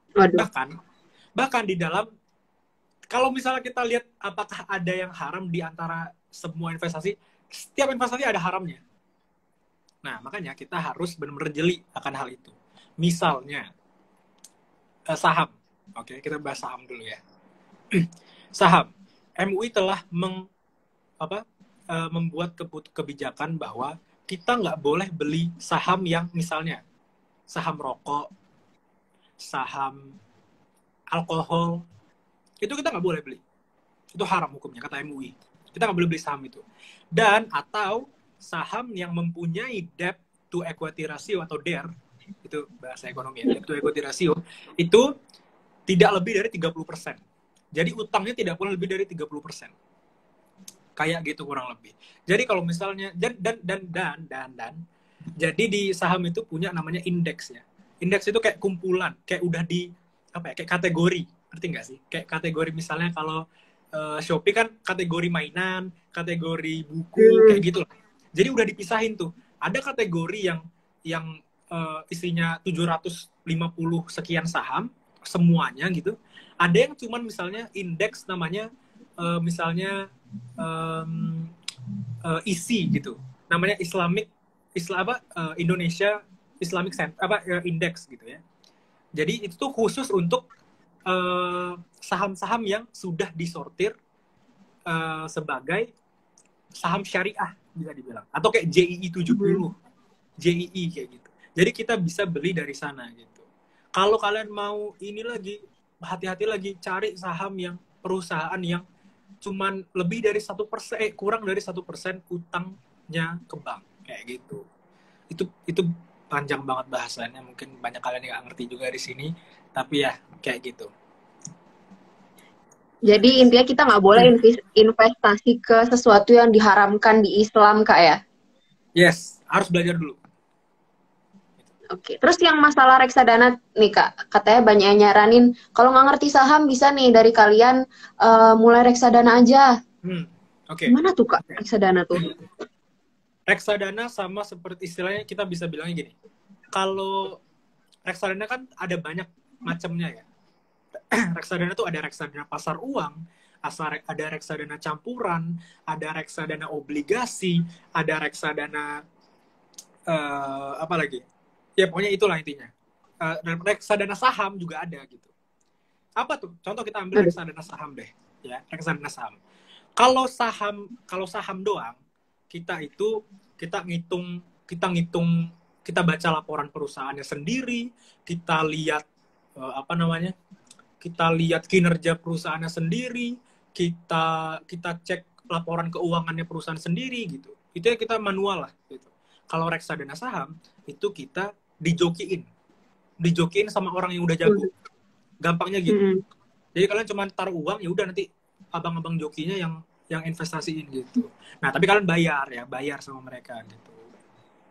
Itu kurang lebih reksadana itu kayak gitu. Nah, ada macam-macamnya, ada reksadana syariah, ada reksadana biasa gitu ya. Kalau misalnya syariah, misalnya kayak kalau pasar uang, kalau misalnya obligasi diganti sukuk. Obligasi itu kan bunga bank, jadi kita nggak boleh. Yang boleh itu sukuk. Atau misalnya pasar uang obligasi, kita cari obligasi yang di bank syariah. Atau misalnya saham, kita cari yang reksadana saham syariah kayak gitu. Dan reksadana misalnya kayak sekarang kalau boleh nyebut merek nggak nih? Boleh, silakan nggak? Kayak misalnya kalau misalnya kalian tahu aplikasi Bibit nggak? Aplikasi yang Tahu, Deddy Corbuzier itu. Deddy Corbuzier tuh yang jadi ininya. Nah, itu tuh udah dicap MUI. Jadi insya Allah aman. Ya MUI lah gitu. Kayak gitu salah satunya. Jadi bedanya saham sama reksadana itu, kalau reksadana kita dikerjain sama orang lain, kita ngasih duit doang nih Kak. Bisa ada yang handle. Jadi buat teman-teman yang males belajar tentang ini itu, jadi kalian tinggal nerima duitnya langsung. Kalau saham kita harus belajarin banyak hal lagi karena kita yang handle langsung. Pusing ya Kak ya. Oh, kayak ngerti banget nih Kak ya sama saham. Oh ya. Tapi kekurangannya di reksadana mungkin duitnya kita jadi terbagi-bagi Kak ya, karena kita harus bagi ke abang-abang jokinya gitu duitnya. Terus pasti pengeluaran duit dari hasil reksadana kita bakal lebih lama. Sedangkan kalau saham kita bisa langsung ngambil. Ya, ya. Oh iya, satu lagi Kem, boleh nggak aku tambahin Kem? Boleh banget, Kak. Banyak orang yang bingung antara trading sama investasi. Ya, di Indonesia banyak banget yang bingung masalah hal itu. Dia bilang gini, wah trading tuh haram gitu kan. Nah, kalau aku bilang, berarti orang jualan nasi Padang juga haram dong. Karena apa? Trading itu artinya jual beli. Bapak-bapak ibu sekalian, trading itu bahasa Inggris. Artinya jual beli. Anda jualan Shopee, berarti Anda beli barang haram dong? Enggak gitu. Maksudnya trading yang haram di sini adalah instrumen investasinya yang haram. Contoh, binomo itu haram, itu judi ya, 100% judi. Karena apa? Chartnya nggak tahu dari mana, kita cuma nebak. Namanya binary option. Binary itu artinya dua. Option itu pilihan. Binary option, kita cuma milih nih, judi nih. Antara naik atau turun ya. Nah, kayak gitu. Dan kalau misalnya kita gagal, misalnya salah gitu prediksi kita, uangnya habis 100%. Yaitu konsep judi namanya. Kayak gitu. Kalau aku baru tahu sih, Kak, karena aku selama ini aku ngira saham itu emang mainnya kayak gitu, kayak kita nebak-nebak gitu. Nah, Jatuhnya kayak gambling ya. jatuhnya gini, Kayak push kalau bet misalnya, gitu. contoh gini gampangnya gini Kem. Kamu tadi jualan nasi Padang Kem ya, misalnya Kem ya. Iya. Kamu kan mau kamu masih punya satu restoran doang nih. Terus ente pengen buka cabang di misalnya di Sanur, ya. Kan perlu uang tuh, ya Kem? Ya, perlu lah. Iya kan? Perlu kan? Perlu lah. Ente nggak punya uangnya. Terus aku bilang gini, Kem, aku punya uang nih, 500 juta. Aku investasiin ke kamu ya. Aku beli franchise-nya. Terus kita buka nasi Padang di Sanur. Itu judi nggak? Judi lah, karena kan belum tahu. Nggak tahu, Kak. Gimana nih? Kok malah nanya Ya, enggak balik dong. sih, Kak saya?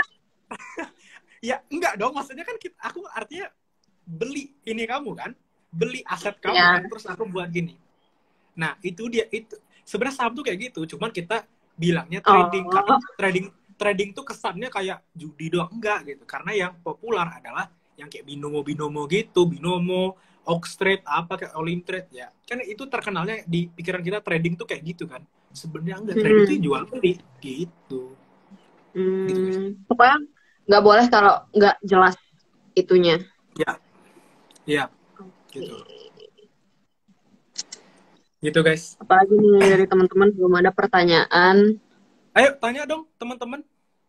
Biasanya kalau gini, soalnya kalau aku di TikTok, biasanya kan aku sering live di TikTok ya.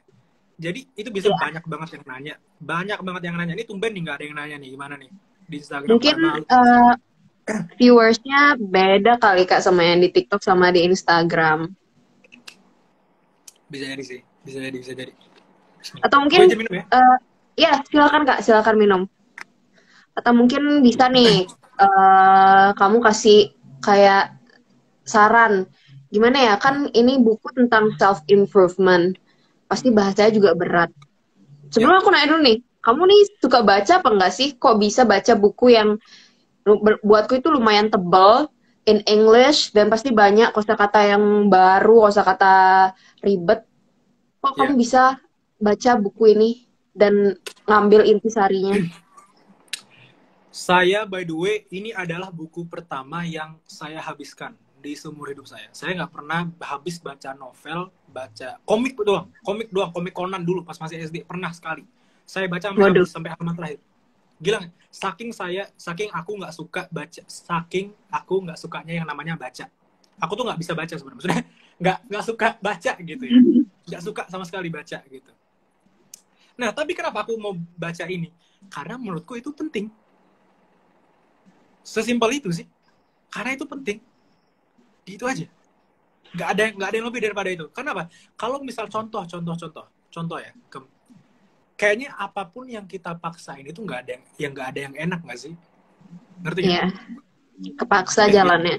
Kepaksa gitu, nggak bakal masuk juga. Walaupun kalian ngerti setahun kemudian udah lupa, jamin. Kalau misalnya contoh nih, kalau misalnya kayak tak tanya sekarang misalnya dulu pas SD kelas 6 matematika belajar apa? Mungkin agak-agak lupa juga kan?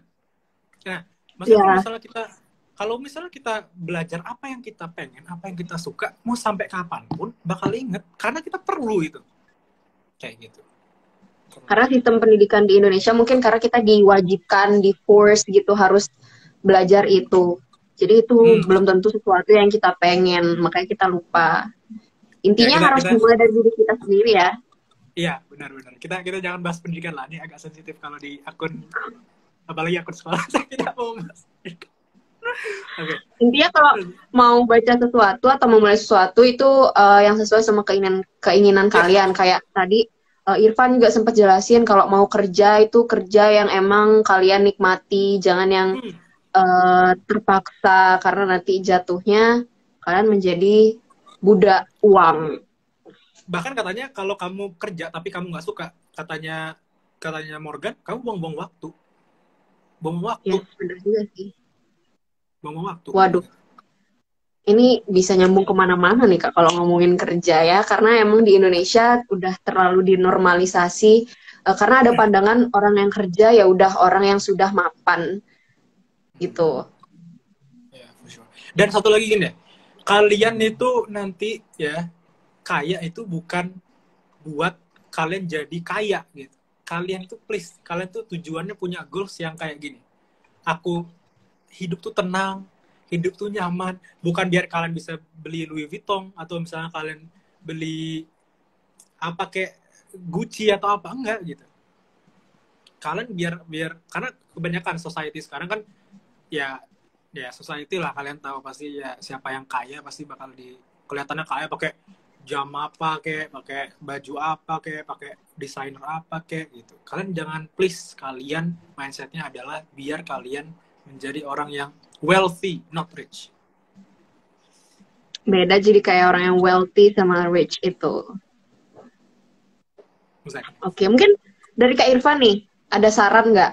Gimana sih cara buat, tadi kan ada orang yang mungkin awalnya dia tuh berpemikiran seperti orang miskin. Dia tuh belum, mungkin karena udah terbiasa Kak ya.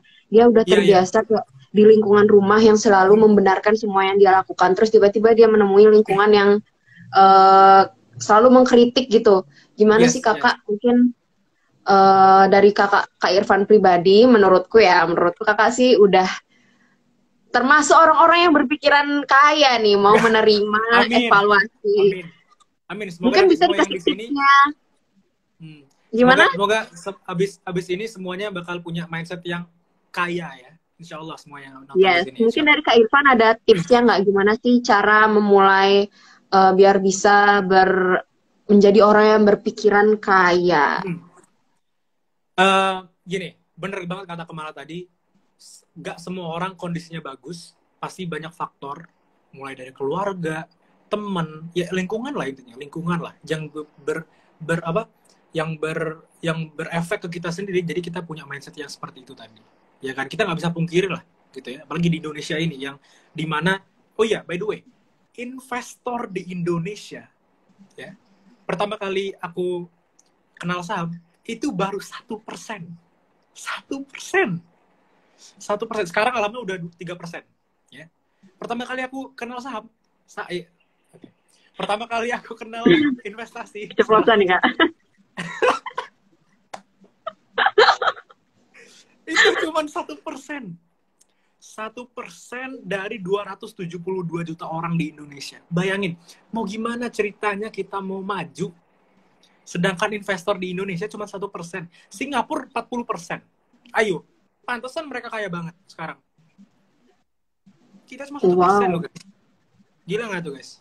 Makanya, nah ini dia. Yang penting adalah memang, kalau aku bisa bilang, ini kayak waktu pernah diskusi sama Kemala juga deh. Kalau aku bilang ke Pak Nadiem Makarim, please, at least ajarin kita money management di sekolah. Please, itu penting banget. Bener banget. Iya. Please, money management, nggak usah investasi deh, money management aja. Itu aja dulu. Biar kita Indonesia nih nggak boros, kita nggak asal buang uang kemana-mana. Yang kalau misalnya, aku sering banget dapat temenku gini, aduh kayaknya uangku 100.000 deh, kok udah jadi 20.000 aja gitu. Karena mereka nggak tahu mereka keluarin kemana aja, mereka nggak catat, mereka nggak disiplin terhadap pengeluarannya mereka. Kayak gitu. Lanjut lagi tadi tentang tentang pertanyaannya Kak Kemala tadi. Caranya punya mindset kaya atau punya mindset yang benar gitu ya, mindset yang benar deh, common sense, mindset yang benar adalah pertama pasti perlu waktu dulu gitu ya. Perlu waktu menyesuaikan gitu. Dan ya aku bilang tadi, investasi dari leher ke atas. Nggak apa, kalian masih punya banyak waktu gitu loh. Kalian masih muda, masih 20-an, bahkan katanya Gary V ya, ada salah satu yang aku udah bilang tadi, Gary V itu dia sekarang udah miliarder gitu ya, ratusan miliar net worth-nya dia. Triliunan bahkan triliunan. Tapi dia baru mulai bisnisnya umur 35 tahun. Ya kan? Sebelumnya dia cuma kerja karyawan biasa, tapi gila nggak tuh? Sekarang umurnya udah 47, dalam kurang lebih 12 tahun 12 dia udah tahun. jadi triliuner. Gila nggak tuh? Di Amerika tuh. Itu di Amerika. Di 160 juta dolar net worth-nya dia. Maksudnya gimana? Tidak ada kata terlambat katanya dia. Saya aja umur 35 tahun gitu baru mulai gitu loh. Nah, sedangkan kalian umur 20 tahun udah kayak, aduh aku tidak sukses, aku gagal, nggak boleh mikir gitu loh. Apalagi kalian yang udah sadar dari sekarang gitu loh maksudku. Kalian udah sadar dari sekarang, ya harusnya di umur 35 tahun di umur 35 tahun kalian udah benar-benar free, istilahnya udah set gitu loh. Udah siap gitu. Nah, kenapa aku bilang banyak orang yang pengen short term achievement gitu. Iya. Dan Benar. contoh, salah satunya short term achievement apa? Contoh, nikah. Berapa banyak orang nikah ngabisin miliaran? Berapa banyak orang nikah bikin pestanya ratusan juta? Berapa banyak? Iya kan? Sorry itu saya, menurutku berbeda tuh. Nah tuh aku nggak bisa ngomong agak kasar di sini. Agak otaknya kurang gitu. Kenapa? Kalian nggak mikir apa? Nikah tuh, pernikahan itu cuma 1 hari. Tapi nikahnya itu 40 tahun setelahnya. Kalian masih punya anak. Ngerti nggak? Maksud gue ya? Kalian kan nikahnya tuh cuma sehari doang. Mungkin banyak yang bilang, ya itu kan sekali seumur hidup. Ya kalian rumah tangganya 40 tahun lagi gitu. Masa kalian mau ngabisin dana untuk 40 tahun kalian rumah tangga untuk 1 hari di hari pernikahan doang? Kayak gitu. Itu salah satu pemikiran short term achievement gitu. Kayak gitu guys. Kenapa nggak gitu? Kenapa nggak? Contoh Kim ya. Misalnya harga pesta pernikahan 800 juta. Contoh aja. Daripada Anda 800 juta pernikahan, mending Anda nikah di masjid, selesai, habis itu kalian 800 jutanya buat jalan-jalan. Kan lebih enak. Atau misalnya kalian beli mobil, beli rumah, atau beli kereta bayi untuk bayi di berapa tahun lagi kan bisa gitu. Buat apa gitu loh maksudku. Itu yang mungkin kebanyakan kita nggak. Mungkin culture juga ya, tapi ya gimana ya? Ya kalau kalian mau ingin mempertahankan culture, ya banyak orang yang ya Anda nggak usah gitu. Yang banyak yang lain yang mau kok, Anda nggak usah gitu. Itu banyak faktornya, itu banyak, panjang banget bahasannya sih, tapi ya susah di Indonesia karena semua itu selalu dikaitkan oleh culture dan kita punya masyarakat di sekitar gitu. Jadi mereka kadang takut sama omongan orang. Karena masyarakat juga tidak belajar tentang hal ini gitu. Ngerti nggak, Kamu? Jadi mereka nggak punya toleransi gitu. Toleransi terhadap pemikiran seperti ini gitu. Mereka enggak, nanti uang bisa dicari gitu. Ya terserah aja sih. Kalau gua mah nggak mau nyari uang gitu ya. Uang yang nyari gua gitu. Kayak gitu sih. Iya benar-benar. Jadi semoga teman-teman yang di sini jangan menjadi orang itu atau jangan menjadi orang yang suka ngomentarin tentang hidup orang lah ya istilahnya. Iya benar. Semakin sering kalian mengurusi hidup kalian sendiri, pasti hidup kalian tuh merasa semakin tenang karena nggak ada beban pikiran. Kayak ngapain kalian ngurusin hidup orang kan? Mending pikirin duit buat diri sendiri, investasi. Exactly. Benar banget. Ini ada pertanyaan nih Kak dari salah satu teman kita, Safira_Hamida. Gimana ya Kak caranya nahan nafsu biar nggak check out di all shop? Mungkin dari Kak Irfan sendiri, apakah pernah kebablasan kalau pas lagi online shopping atau gimana nih? Nah, alhamdulillah sekarang aku udah nggak pernah lagi yang namanya beli untuk kebutuhan keinginanku. Nggak tahu kenapa. Maksudnya gini, yang aku beli selalu untuk investasi layar ke atas sekarang. Jadi aku benar-benar kayak mungkin kebutuhan apa yang aku inginkan adalah masker, dan itu pun kalau bisa bilang itu kebutuhan bukan keinginan, ya nggak sih? Kita kan perlu masker kan? Ya, Ya gitu loh. benar. Bahkan alhamdulillah sekarang aku udah sampai di titik dimana ya udah nggak beli apa-apa lagi kalau nggak perlu gitu. Ngerti nggak guys? Paham ya? Paham. Tapi kalau misalnya gini, kalian juga harus kalau misalnya kalian emang bener-bener perlu atau misalnya ya nggak apa-apa beli gitu loh. Namanya masih belajar kan. Ini kan masih belajar gitu ya. Nah, kalau misalnya caranya Kak Syafira nanya gitu ya. Caranya biar nahan nafsu. Ya, kamu dengar nggak dari awal sampai akhir? Ya kalau misalnya kalian udah denger tadi kita ngomong dari awal sampai akhir, ya aku yakin kalian udah tahu sih kenapa kalian harus hemat uang kalian. Kenapa harus kalian money management?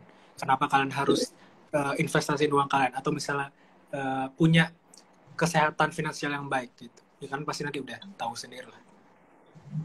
Oke. Jadi intinya kalian tuh kalau mau beli sesuatu selalu ada kayaknya nih. Kalau nggak salah ada yang namanya skala prioritas. Kalau kita ngelakuin sebuah kegiatan tuh ada yang namanya skala prioritas. Mana yang harus dilakukan, yang genting dan harus dilakukan. Mana yang harus dilakukan tapi tidak genting. Boleh kalian abis ini search di Google. Mungkin kalian bisa buat itu di kebutuhan kalian gitu. Mana yang kebutuhan, mana yang keinginan, mana yang bisa dipenuhi, mana yang harus dipenuhi sekarang juga, mana yang harus dipenuhi, bisa dipenuhi masih. Benar. Ada pertanyaan yang lain lagi nih Kak dari salah satu teman kita, Febriani_Azahra. Tips mengontrol diri biar nggak beli sesuatu yang nggak penting. Yang tadi aku bilang, yang pertama adalah yang paling penting adalah mindset kalian. Mindset kalian itu aja yang paling penting sebenarnya. Mindset, psikologi. Kayak kalau misalnya orang dibilang, nggak usah deh, kayaknya. Intinya Gimana sih Kak? Nggak. Itu nanti nyambung ke lain. Nggak mau bicara. Intinya, yang penting kalian punya mindset gitu. Yang aku udah jelasin dari awal tadi. Ini ada, by the way, ini ada rekamannya nggak? Dan nanti di-save nggak di IGTV? Ada Kak. Buat teman-teman yang misalkan ketinggalan nonton ini, nanti pasti kita bakal share ke IGTV atau mungkin YouTube kita. Semua YouTube kita itu lengkap dengan semua edisi Datra. Nah itu dia. Kalian nanti nonton dari awal biar kalian tahu. Oh segitu penting ya uang. Oh segitu penting ya kita nggak buang-buang uang terhadap sesuatu yang penting. Yang penting kalian masukin dulu sampai tanemin dulu di belakang kepala kalian mindsetnya itu kayak gimana. Nanti akan lama-kelamaan kalian ya pelan-pelan butuh waktu ya. Nanti kalian bakal ngontrol dengan sendirinya pasti. Langsung kayak oh ini nggak perlu, oh bisa nanti. Udah nggak usah. Oh ini nggak usah. Oh ini bisa yang lain kok. Oh ini bisa yang ini kok. Yang ini kayaknya lebih dulu ini dulu deh. Gitu. Oke, jadi mindset poinnya harus mindset dan kalian harus tahu prioritas kalian apa. Yang kayak tadi lagi selalu lihat dulu prioritas kalian apa. Kalau aku pribadi nih, kadang suka sih nggak kekontrol gitu kalau mau beli apa-apa. Tapi kadang kalau misalkan ada suatu titik aku udah nggak punya uang, benar-benar nggak punya uang nih, aku sadar, aduh aku tadi udah kayak panic buying, terus kayak udah spend so much money on something that yang bisa habis cuman sebulan dan yang lain-lain gitu. Aku langsung sadar bulan depannya mungkin aku jadi berkurang gitu, terus bulan depannya lagi jadi berkurang. Mungkin bisa dari situ guys, kalian tuh jangan malah kalian ngikutin tren TikTok. Ada salah satu tren TikTok tuh sekarang kan malah kayak yang rata-rata itu konsumtif, banyak banget orang-orang yang kayak haul barang-barang yang ratu Shopee itu di TikTok yes, kalau aku pribadi kontroversial sama enggak sih, karena menurutku haul itu membelanjakan sesuatu secara langsung, apalagi baju gitu kan. Sekarang banyak banget nih Kak thrifting yang benernya tujuannya buat mengurangi, buat jadi minimalis. Thrifting malah sekarang menjadi sesuatu yang semakin semakin mahal dan jadi kebiasaan konsumtif gitu mereka. Mungkin bisa dari Kak Irfan tuh pendapatnya gimana? Nah, itu dengan konsep yang namanya supply and demand. Semakin banyak demand-nya, semakin banyak peminatnya, harganya semakin naik. Nah, kenapa aku bilang kalian kan dan juga ini fashion ini lagi ketar-ketirnya ya. Ketar-ketirnya ya fashion ya. Jadi orang-orang beli baju terus pakai kalung lah, pakai ya 90 style yang pakai cincin lah, pakai celana gombrong lah, apalagi fashion ada masanya. Nah, gitu-gitulah. Maksud gue kalau kalian jangan apa ya? jangan update gini. Apakah saya pernah hampir tergoda? Hampir memang iya gitu. Tapi gini, maksudnya, tapi kalian tuh bisa ngeliat loh, oh ini cuma sementara trennya. Atau misalnya, ya kalau misalnya kalian emang fashion apa, ya kita nggak bisa judge juga ya. Kadang-kadang orang emang fashionnya apa, ininya ke fashion gitu ya, interestnya ke fashion gitu. Ya kalau kalian mau mengeluarkan sesuatu yang lebih terhadap passion kalian, coba kalian jadiin itu uang deh. Kalian bikin konten terhadap fashion apa outfit kalian gitu. Jangan cuma kalian ikut-ikutan tren, tapi kalian malah buang-buang uang doang ujung-ujungnya gitu. Itu yang salah. Itu sih. Bener-bener. Mungkin kalau kalian abis haul gitu, kalian bisa tuh buat kayak review atau gimana Nah, gitu. Siapa tahu kan bisa dapet nah duitnya. kayak temanku nih, dia suka emang obses sama skincare. Terus dia bikin TikTok tentang skincare gitu. Ya dia di endorse sama Bening loh. Dapat gratis treatment 12 juta loh. Gila nggak tuh? Kan enak. Gitu loh. Iya bener. Maksudku. Bener Gimana udah caranya dapet kalian barangnya, ngotot otak. dapet duit. Exactly. Gitu. Bener deh mungkin. Makanya yang paling Ya, penting gimana? adalah cari sesuatu dengan hobi kalian. Makanya itu yang paling penting tadi. Sesuai hobi kalian. Ikuti kesukaan kalian lah ya guys. Kalau kalian kayak seperti sekarang, kalau kalian suka sama Kak Irfan, kalian mengikutinya kan di Instagram gitu. Ikuti Ya. yang kalian sukai. Ya. Oke, mungkin karena ini udah di penghujung acara ya Kak, kita udah ngobrol 1,5 jam. Waduh, nggak Wah. kerasa nih, emang Nggak ngobrolnya kerasa. lama banget. Tapi insya Allah yang kita semua obrolin itu berisi semua, ada maksudnya, Amin. dan semoga bisa menjadi pelajaran buat teman-teman di luar. Mungkin untuk penutup kita nih, Irfan mungkin bisa kasihin advice buat teman-teman di luar sana yang masih muda, yang masih seumuran sama kita, atau mungkin yang udah lebih tua gitu. Buat gimana sih caranya biar menjadi seorang yang bermindset Oke. seperti yang dijelasin tadi. Intinya gini sih, aku mau kasih advice untuk buat yang teman-teman gue ya, yang teman-teman masih muda gitu, masih seumuranku atau ya 18, 19, 17 gitu. Coba mulai atur hidup kalian. Coba mulai atur gimana kalian punya keuangan, kalian ngatur cara ngomong kalian ngatur circle kalian ngatur apapun itu. Kerjaan kalian, sekolah kalian, coba kalian mulai atur semuanya. Mulai pelan-pelan aja nggak apa-apa, pelan-pelan aja. It takes time memang. Pelan-pelan. Coba atur tapi mulai dari sekarang. Coba atur pelan-pelan. Itu pertama. Kedua, ini berlaku buat yang masih muda sama yang sudah tua misalnya. Udah ada yang umur 25 mungkin, udah mungkin ada Pak Guru mungkin atau nggak tahu gue. Tapi gini, kalian ingat kalian masih punya waktu. Kalian masih banyak punya waktu. So, yang aku bilang tadi, kenapa yang Pak Morgan bilang kamu harus punya mindset ekspektasi sukses 21 tahun ke depan gitu. Kenapa? Kalian tuh harus punya pemikiran aku masih punya waktu, jadi aku masih banyak punya kesempatan gitu intinya. Dan tapi jangan sampai nyaman akan waktu yang lama tersebut. Jadi kalian benar-benar pastiin punya waktu yang lama, tapi kalian gunain semaksimal mungkin, segagal-gagal mungkin, segimana-gimana mungkin terserah kalian. Tapi kayak gitu. Yang penting yang pertama tadi, kalian coba atur mulai sekarang apapun itu. Terus kalian punya banyak waktu, tapi jangan sampai nyaman. Yang ketiga satu lagi adalah kalian coba berpikir kritis. Kalian coba pikir kalau bisa ya. Ini saran pribadiku sih sebenarnya. Kalian coba pikirin apa yang bakal terjadi 10 tahun, 15 tahun, 20 tahun ke depan kalian. Maksudnya apa? Apakah 10 tahun kalian lagi bakal married? Apakah 15 tahun ke depan kalian bakal punya anak? Apakah 20 tahun kemudian kalian bakal mungkin misalnya akan pensiun? Kan artinya kalian apa? Kalian udah punya pikiran seperti itu, kalian siapin dari sekarang. Gitu maksudku. Mungkin itu aja sih saran. Ya semoga bermanfaat lah buat teman-teman.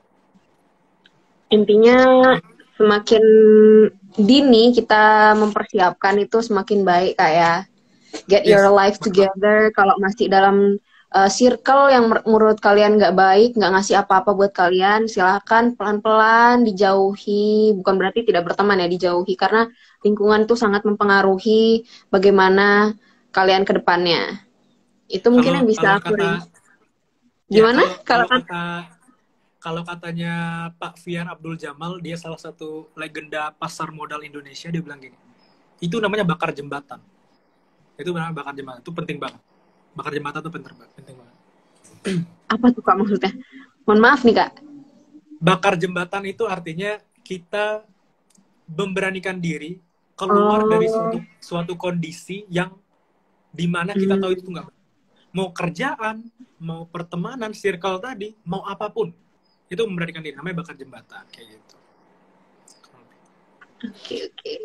Oke, mungkin itu advice yang bisa Kak Irfan sampaikan ke kita semua. Kita udah ngobrol 1,5 jam tentang duit, tentang gimana sih cara money management, gimana sih bisnis, cara memulai bisnis, mindset yang paling penting. Semoga teman-teman semua yang di rumah yang lagi nonton bisa ngambil positifnya dari yang kita sampaikan tadi. Dan buat teman-teman yang mau rewatch live ini, bisa banget nanti langsung aja ke YouTube OSIS SMA Albana.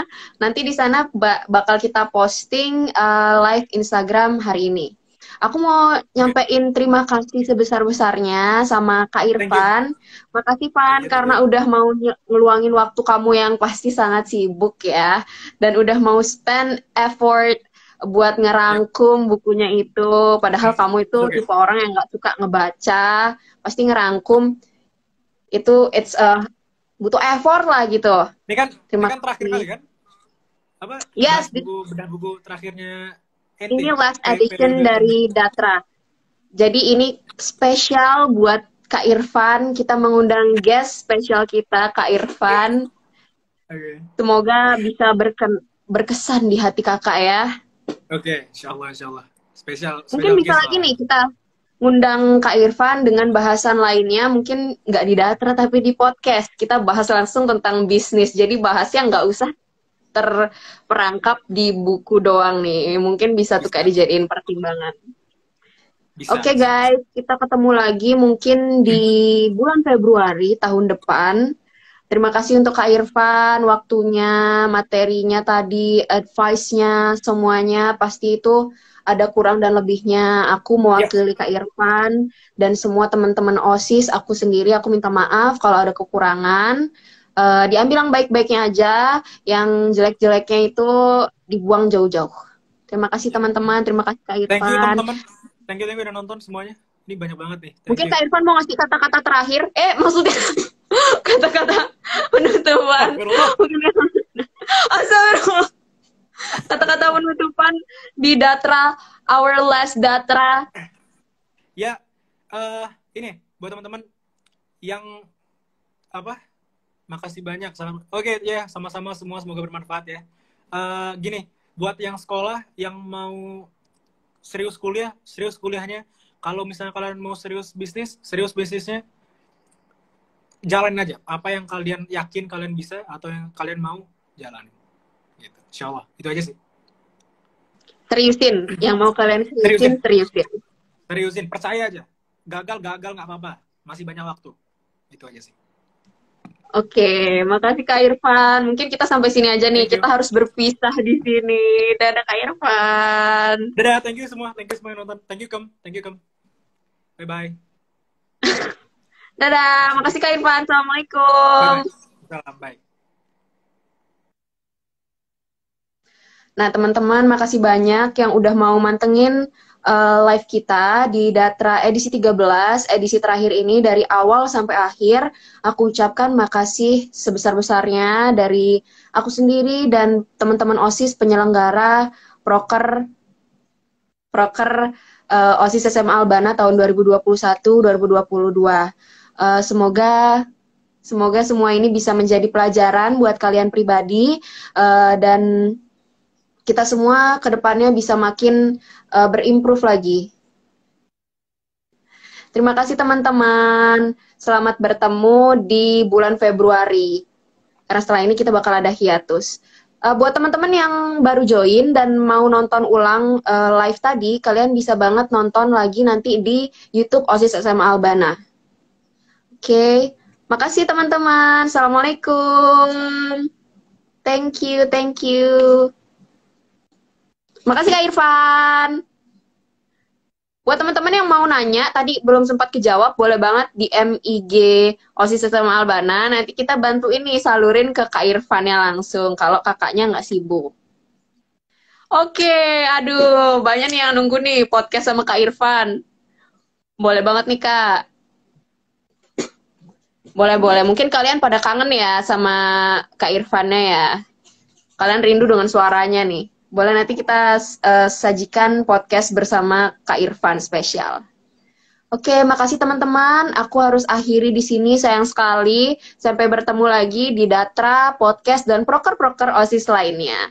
Makasih semuanya. Assalamualaikum.